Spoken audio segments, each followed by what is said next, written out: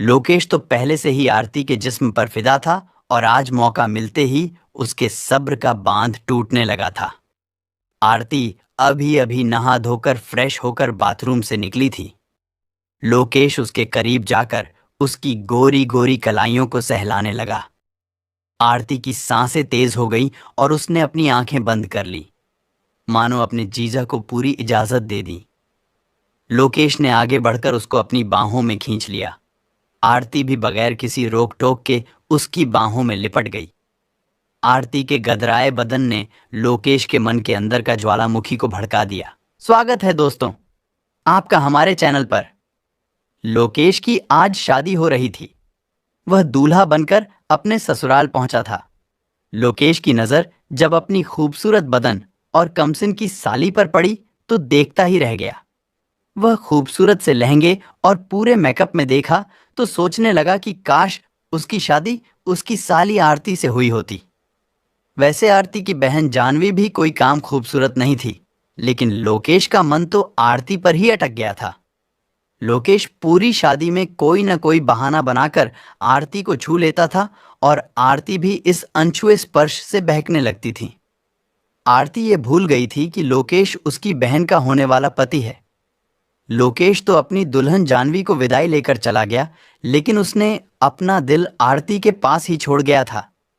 शादी के बाद भी जब उन्हें बीच में मौका मिलता तो दोनों ही मादक मुस्कान से एक दूसरे के मन को सींच लिया करते थे। धीरे धीरे लोकेश की शादी को 3 साल हो गए थे।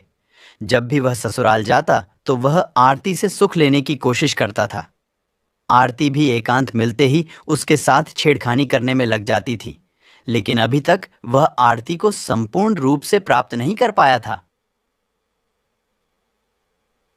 एक दिन की बात है, जानवी पेट से थी और उसका मां बनने का समय आ गया था, तो जानवी की मां उसे लेकर हॉस्पिटल गई हुई थी।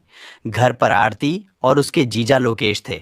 लोकेश तो पहले से ही आरती के जिस्म पर फिदा था और आज मौका मिलते ही उसके सब्र का बांध टूटने लगा था। आरती अभी अभी नहा धोकर फ्रेश होकर बाथरूम से निकली थी। लोकेश उसके करीब जाकर उसकी गोरी गोरी कलाइयों को सहलाने लगा। आरती की सांसें तेज हो गईं और उसने अपनी आंखें बंद कर ली, मानो अपने जीजा को पूरी इजाजत दे दी। लोकेश ने आगे बढ़कर उसको अपनी बाहों में खींच लिया।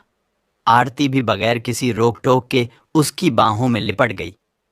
आरती के गदराए बदन ने लोकेश के मन के अंदर का ज्वालामुखी को भड़का दिया।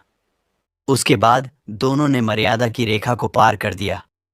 अब एक बार मर्यादा टूटी तो बार बार दोनों करीब आने लगे। उनका यह खेल कई दिनों तक चलता रहा। इधर लोकेश की पत्नी जानवी ने एक बच्चे को जन्म दिया। घर में सब खुश हो गए थे। कुछ महीने बाद जानवी अपने बच्चे को लेकर ससुराल पहुंची। बच्चे की देखभाल के लिए जानवी ने आरती को अपने ससुराल बुला लिया था। आरती तो यही चाहती थी। वह खुशी खुशी आ गई थी। इधर भी जब दोनों को मौका मिलता, जीजा साली अपनी अपनी प्यास बुझा लेते थे। ऐसे ही एक दिन की बात है। जानवी के सास ससुर सब सो चुके थे। उसकी बहन आरती दूसरे रूम में सो रही थी।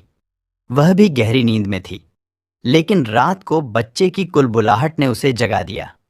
उसकी नींद टूटी तो उसने देखा कि उसका पति बिस्तर पर नहीं है। पति को देखने के लिए कमरे से बाहर आई।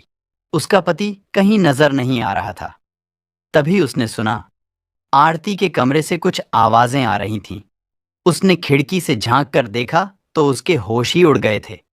उसका पति लोकेश आरती के साथ कमरे में एग्जिटी 62 कर रहा था और आरती कह रही थी, जीजाजी ज्यादा आवाज मत करो, दीदी जाग जाएगी। उन दोनों को साथ में देखकर जानवी चीख पड़ी।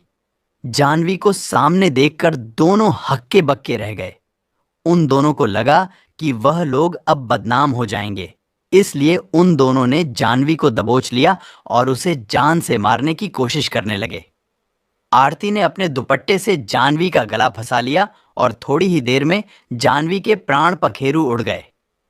लोकेश ने बहुत ही सावधानी से उसे ले जाकर वापस बेडरूम में सुला दिया था, ताकि किसी को कुछ पता न चले सके।